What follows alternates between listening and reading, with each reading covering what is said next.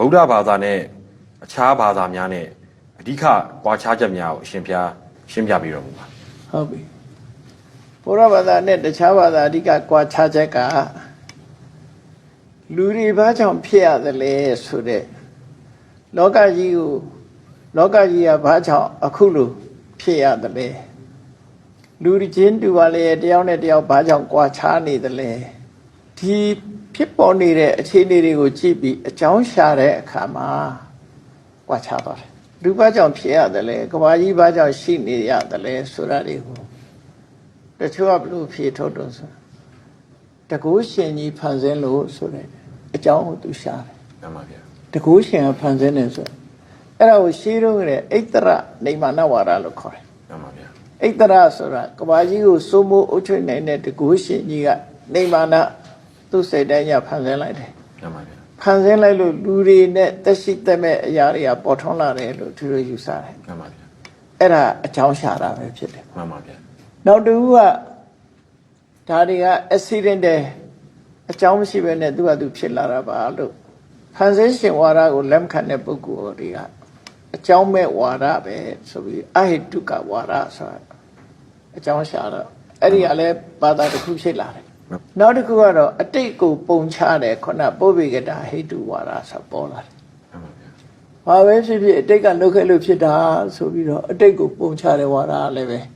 အကြောင်းရှာတာပဲဖြစ်တယ်တခြားဘာသာတွေကအဲ့ဒီ၃မျိုးတည်းကတစ်မျိုးမျိုးကိုအကြောင်းရှာကြတယ်ဘုရားဘာသာကဘာကိုအကြောင်းရှာတော့ဆိုတာ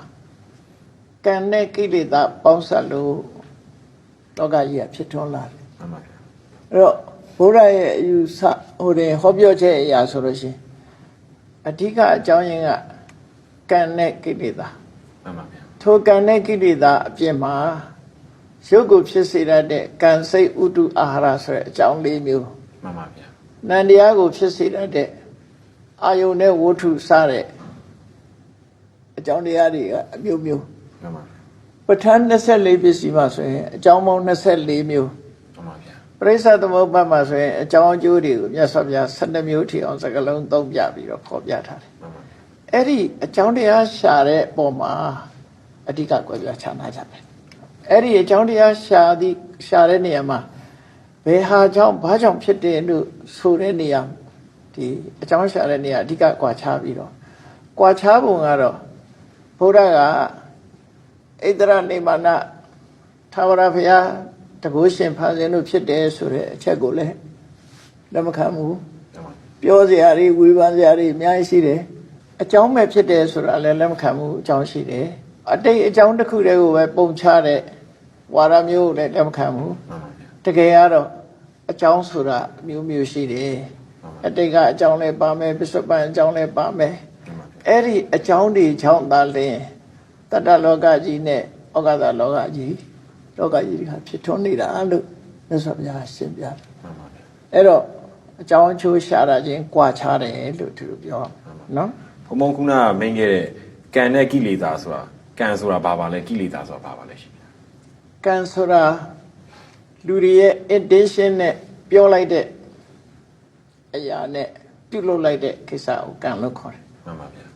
လူတွေရဲ့ intention ဆိုတာစေတနာပေါ့ရှင်ထဲကလှုပ်ဆော်မှု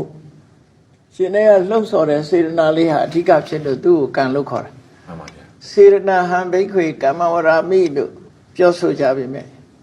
နိဗ္ဗေရိကသုတ်တစ်ခုမှာပဲအဲ့ဒါတွေ့ရတယ်ကံဆိုတာဟာဒီ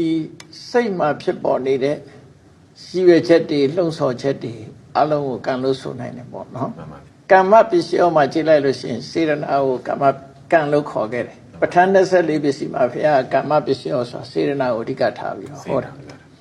အဲ့တော့စေရနာလဲကံပဲသူများပစ္စည်းကိုမတရားလို့ခြင်းနဲ့လောဘကိုယ့်ဟာဖြစ်ခြင်းနဲ့အဘိဓ္ဌာဆိုတဲ့လောဘလူတယောက်ကိုပျက်စီးသွားစေခြင်းနဲ့ဗျာပါဒဆိုတဲ့အမုန်းဒေါသအမှန်မမြင်နဲ့အမှားကိုလက်ခံထားတဲ့မိစ္ဆာဒိဋ္ဌိဆိုတဲ့အရာလည်းပဲကံလို့ခေါ်ပါတယ်အဲ့လောဘနဲ့ဆန့်ကျင်မဲ့အလောဘဗျာပါဒနဲ့ဆန့်ကျင်တဲ့အဗျာပါဒမေတ္တာတမ္မာဒိဋ္ဌိဆိုတဲ့ကံကံရဲ့အကျိုးလက်ခံတဲ့ဉာဏ်ကိုလည်းပဲကံလို့ခေါ်ပါတယ်ကံလို့ဆိုတာဟာစေရနာနဲ့ စေတသိက်အချို့တရားတွေကိုမြတ်စွာဘုရားကံလို့ခေါ်ပါတယ်အဲ့ဒါတွေကြောင့်အလုတ်တစ်ခုဖြစ်လာတယ်အလုတ်ကဘာလို့ဆိုရင်နှုတ်နဲ့စိတ်ထဲကကြံတွေးတာဖြစ်တယ်နှုတ်နဲ့ပြောဆိုတာဖြစ်တယ်ကိုယ်ဒီလေ mental action တို့ verbal action တို့ physical action တို့ပေါ့နော်အဲ့ဒီလှုပ်ဆောင်မှုတွေကိုဖြစ်ပေါ်စေလို့အဲ့ဒါကိုကံလို့ခေါ်တယ်အကြောင်းတရားကိုခေါ်လိုက်တာကိလေသာဆိုတာကြတော့ချစ်ချင်းမုန်းခြင်းနဲ့